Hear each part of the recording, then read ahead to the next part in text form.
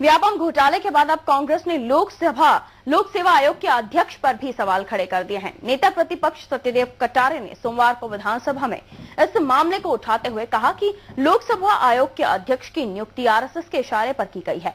उन्होंने इस मामले में सदन के पटल पर दस्तावेज रखने की भी कोशिश की, लेकिन स्पीकर सीतासरण शर्मा ने इसकी अनुमति नहीं दी।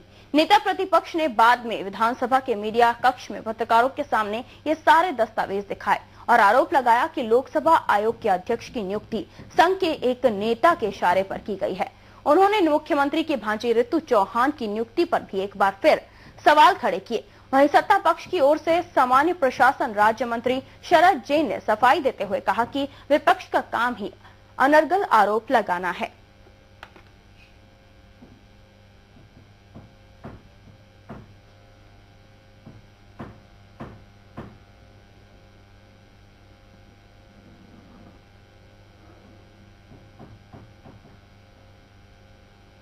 सत्यदेव कटारे ने पत्रकारों के सामने दस्तावेज पेश करके सरकार पर निशाना साधा है और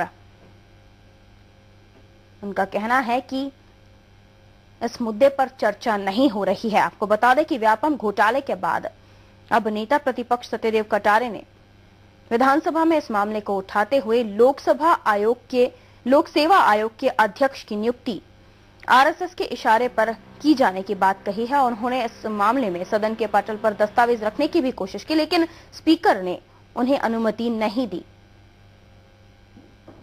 नेता प्रतिपक्ष ने बाद में विधानसभा के मीडिया कक्ष में भी पत्रकारों के सामने सारे दस्तावेज दिखाए और आरोप लगाया कि लोक सेवा आयोग के अध्यक्ष की नियुक्ति संघ के एक नेता के इशारे पर की गई है। और उसके बाद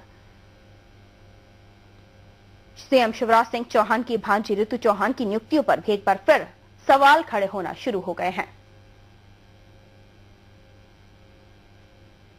लोक सेवा के आयोग के अध्यक्ष की नियुक्ति उन्होंने कहा कि एक आरएसएस के एक नेता के इशारे पर हुई है और जिसके दस्तावेज भी वो दिखा रहे थे।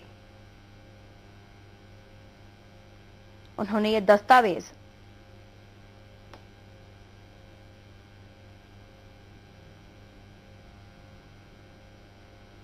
सदन में भी दिखाने चाहे, लेकिन स्पीकर सीतासरण शर्मा ने इसकी अनुमति उन्हें नहीं दी।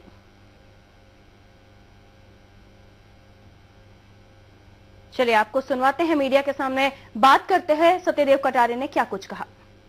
का लेटर है मुख्यमंत्री के प्रमुख सचिव को कि आपने जिनका सत्यापन चाहा है वो ये है, ये भी दिख गया जी। सरकार हमारा दे देंगे, आपको जो चाहिए सो ले लेना, ठीक है। इन्हीं चेयरमैन साहब ने ये श्री कुमारी रितु चौहान है जिनको डिप्टी कलेक्टर बनाया है, और ये आय प्रमाण पत्र का जो कॉलम है जो कटा हुआ है, ये देखिए। और जो पीएससी की गाइडलाइन है उसको आप वेबसाइट पे आराम से देख सकते हैं। उस गाइडलाइन में ये स्पष्ट निर्देश हैं कि जो भी आय प्रमाण पत्र होगा, जो भी प्रमाण पत्र होगा, जाति प्रमाण पत्र, उसमें आय का कॉलम खाली नहीं छोड़ा जाएगा, काटा नहीं जाएगा। यदि कटा हुआ है या खाली छोड़ दिया है तो वो फार्म अपने आप अमान्य हो जाएगा। तो ये मुख्यमंत्री जी की भांजी हैं, इसलिए फार्म तो अमान्य नहीं हुआ। परीक्षा कंट्रोलर मुख्यमंत्री निवास में आया और बैठ के परीक्षा का पेपर और लिखवाया। ये हमारा आरोप है खुल के, और मुख्यमंत्री जी अगर हिम्मत रखते हैं तो मेरे खिलाफ मानहानि का केस लगाएं। सर, ये पटल पे रखेंगे सदन के? मैंने रख दिया पटल पे। 100% मांग तो इस्तीफे की है ही। मांग व्यापम से लेकर के पीएससी तक चल रही है, साकल्य जी तक पहुंचेगी और आगे और भी आएगी। नए नए स्कैंडल रोज निकलेंगे। मैं आप सबके माध्यम से ये स्पष्ट करना चाहता हूं, माननीय नेता प्रतिपक्ष के पास ना तो कोई तथ्य है ना कोई जानकारी है।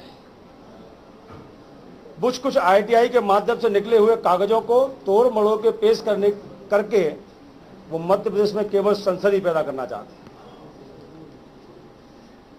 बिल्कुल पस्त विपक्ष, हारा हुआ विपक्ष विधानसभा लोकसभा में हतोत्साहित विपक्ष केवल कुछ विषयों को उठाकर सनसनी पैदा करना चाहता है।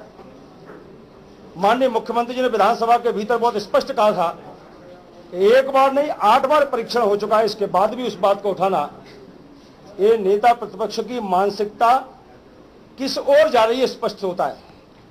मुझे तो इस बात का फक्र है कि मध्य प्रदेश में चाहे पीएससी का मामला हो, चाहे अन्य कोई मामले हो, प्रशासनिक सुधार की दृष्टि से मध्य प्रदेश जो कदम उठा सकता था अच्छे उठाए, लेकिन गड़बड़ियां पाई गई। मुख्यमंत्री जी स्पष्ट कहा है, वो कितना भी बड़ा हो, कोई भी हो। इसी मुद्दे पर करेंगे चर्चा। हमारे संवाददाता जुबेर कुरैशी हमारे साथ जुड़ रहे हैं न्यूज रूम से। जुबेर जी, जिस तरह से आरएसएस को भी निशाने पर लिया है विपक्ष ने, व्यापम घोटाले पर अभी तक निशाने पर ले रही थी मुख्यमंत्री शिवराज सिंह चौहान को, उनके परिवार को और बीजेपी को, लेकिन अब मुद्दा यह है कि आरएसएस को निशाने पर ले लिया गया है, जो लोक सेवा अध्यक्ष की नियुक्ति पर अब सवाल खड़े हो गए हैं। पूरा मामला बताइए। देखिए पारुल, जब से ये रितु चौहान का मामला है, रितु चौहान ने वर्ष 2009 में डिप्टी कलेक्टर का एग्जाम दिया था। सत्यदेव कटेरा जो नेता प्रतिपक्ष हैं, उनका कहना है कि जो रितु चौहान है शिवराज सिंह चौहान की भांजी है, उन्होंने सीएम हाउस पे में बैठकर एग्जाम दिया था और सीएम हाउस में बैठकर परीक्षा पास की थी, ऐसा उन्होंने आज आरोप लगाया विधानसभा में। जब वो बजट विधानसभा के मीडिया से रूबरू हुआ तो उन्होंने इस आरोप को पुख्ता करने के लिए, अपने आरोप को साबित करने के लिए उन्होंने कुछ ऐसे डॉक्यूमेंट्स भी मीडिया के सामने दिखाए जिसमें रितु चौहान के और जो पीसीसी के पूर्व अध्यक्ष हैं प्रदीप जोशी, उनके डॉक्यूमेंट्स। तो उनका साफ इल्जाम था, साफ आरोप है कि जो रितु चौहान की नियुक्ति हुई है एज ए डिप्टी कलेक्टर वर्ष 2009 में, उन्होंने मध्य प्रदेश लोक सेवा आयोग के मार्फत जो डिप्टी कलेक्टर की पोस्टिंग की है, परीक्षा पास की है, वो पूरी तरह से सीएम हाउस में बैठ के दी गई थी और उसमें पूरी तरह से राजनीतिक हस्तक्षेप है। इस बात को लेकर उन्होंने उनका साफ कहना था कि रितु चौहान जो है को जो डिप्टी कलेक्टर बनाया गया है उसमें फर्जीवाड़ा किया गया है, डॉक्यूमेंट्स में जो दस्तावेज हैं उसमें फर्जीवाड़ा किया गया। उन्होंने जो एक डॉक्यूमेंट्स दिखाए थे उसमें एक सर्टिफिकेट था जिसमें एमपीपीएससी के जो नियम थे, जिनके रूल्स एंड रेगुलेशन के थे, जो क्लॉज थे, उसमें साफ लिखा है कि किसी भी अभ्यर्थी को जो भी एग्जाम देना चाहता है, पीएससी की फेस करना चाहता है, उसका आय सर्टिफिकेट जरूर होना चाहिए। चूंकि ये ओबीसी से आती हैं तो उसमें जो एक उन्होंने, आप देख सकते हैं तस्वीरों में एक मार्क किया हुआ है, उसको हाईलाइट किया हुआ है कि वो इसमें आय का सर्टिफिकेट नहीं हुआ। उन्होंने का ये भी कहना था नेता प्रतिपक्ष का कि ये जो सर्टिफिकेट बनाया गया है, ये जो फॉर्म भरा है रितु चौहान का, वो भी मध्य प्रदेश लोक सेवा आयोग के पूर्व जो अध्यक्ष हैं प्रदीप जोशी, उन्होंने भरा है। जी जुबेर, जिस तरह से अभी ये जो निशाने पर साधा है बीजेपी को और अब संघ पर भी निशाना साधा जा रहा है, तो क्या माना जाए, अब टारगेट संघ को किया गया है, आरएसएस को टारगेट किया गया है? देखिए, आज जो सत्यदेव कटारे ने जो दस्तावेज मीडिया के सामने पेश किए हैं उसमें साफ दिख रहा है कि जो संघ के प्रचारक हैं विनोद, उनकी एक पर्ची है, उनका एक पत्र है जो छोटे कुछ अल्फाजों में लिखा हुआ है, उनकी हैंडराइटिंग में लिखा हुआ है, वो जो मुख्यमंत्री को संबोधित करते हुए लिखा गया है, जिसमें कहा गया है कि ये जो मध्य प्रदेश लोक सेवा आयोग के पूर्व चेयरमैन हैं प्रदीप जोशी, वो संघ के पूर्व सदस्य रहे हैं, वर्तमान में इसमें वो प्रोफेसर थे, उनकी नियुक्ति की सिफारिश की गई है। उनको मध्य प्रदेश लोक सेवा आयोग का चेयरमैन बनाने की सिफारिश मुख्यमंत्री से की गई है और ये सिफारिश संघ के जो प्रचारक है विनोद, उन्होंने की है। तो उनका साफ कहना था कि जो मध्य प्रदेश संघ लोक सेवा आयोग के पूर्व अध्यक्ष हैं, पूर्व चेयरमैन है प्रदीप जोशी, उनकी नियुक्ति में संघ की पर्ची चली है। उनका ये जिस तरह से बीजेपी आरोप लगाती रही है कि कांग्रेस के शासनकाल में सिगरेट के पर्चियों पे जुबेर जी आप हमारे साथ बने रहिए। इस वक्त हमारे साथ जुड़ रहे हैं के मिश्रा, मुख्य प्रवक्ता कांग्रेस के। के मिश्रा जी, बहुत बहुत स्वागत है स्टेट न्यूज में आपका। हमारा जो मुद्दा है ये है कि लोकसभा आयोग के अध्यक्ष को अब कांग्रेस ने, लोक सेवा आयोग के अध्यक्ष को अब कांग्रेस ने टारगेट किया है। अब अभी तक तो व्यापम घोटाले पर कांग्रेस भाजपा को टारगेट कर रही थी, लेकिन अब आरएसएस को भी टारगेट किया है, संघ को भी टारगेट किया है। क्या कुछ कहेंगे आप?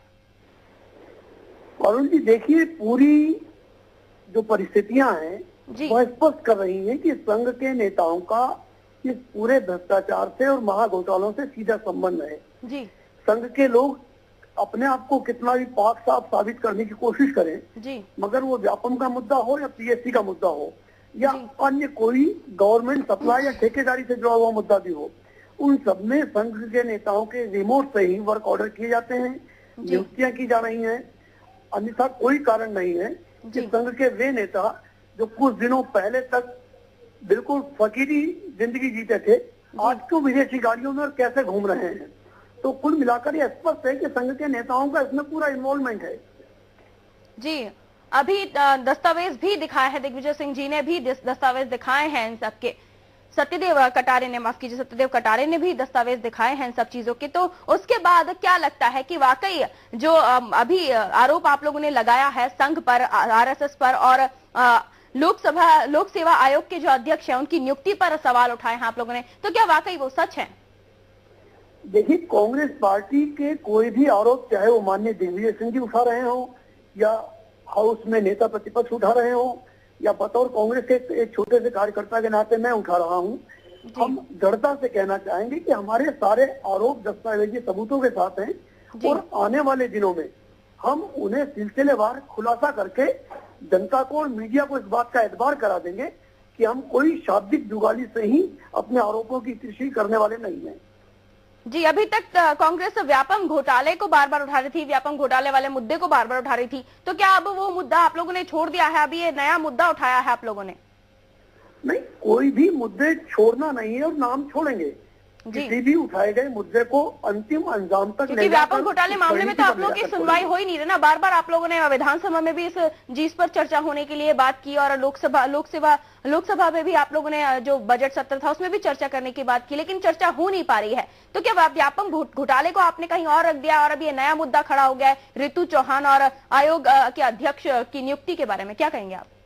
नहीं, पीएससी और व्यापम दोनों साथ ही चल रहे हैं और अभी तो मुद्दों की शुरुआत की बरसात हुई है जी। अभी मानसून नहीं आया, उसके बावजूद भी हम लोग आरोपों की बौछार और बारिश कर रहे हैं और हमें विश्वास है कि हम भारतीय जनता पार्टी को धूल चटा देंगे, क्योंकि आज चाहे वो मुख्यमंत्री हो या भारतीय जनता पार्टी के नेता हो, जो आरोप कांग्रेस ने दस्तावेजी सबूतों के साथ लगाए हैं उन पर तो वो चर्चा नहीं कर रहे हैं, सिर्फ भाषण दे रहे हैं। हमारा कहना है कि जो आरोप कांग्रेस पार्टी लगा रही है आप उनका सिलसिलेवार उत्तर दें, और वो नहीं दे पा रहे हैं क्योंकि वो खुद इन्वॉल्व है इसमें, भ्रष्टाचार में।